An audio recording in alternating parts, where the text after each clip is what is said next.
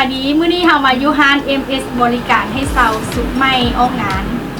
ร้านเฮามีเสื้อใหม่สิ้นใหม่ให้เซาในราคาสบายกระเป๋า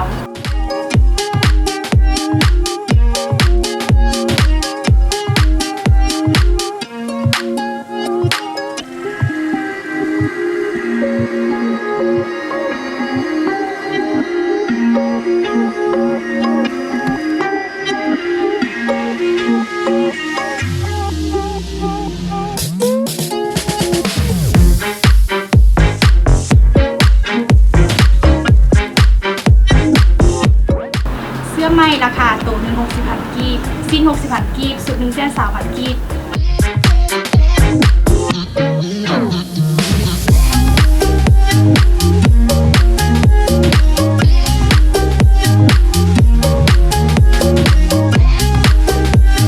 นอกจากร้านเฮาเซาในราคาสบายกระเป๋าแล้วร้านเฮายังแต่งให้ฟรี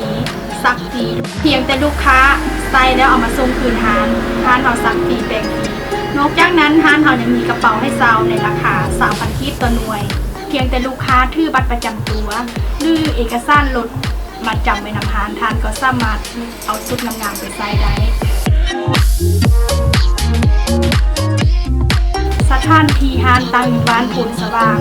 แค่150เตียงเข้าโฮมตัวหน้าตลาดคอยไฟฟ้าไปบ่ฮอดจอดบ่เทิงให้โทรหาแม่ค้าได้ทางเบอร์77532890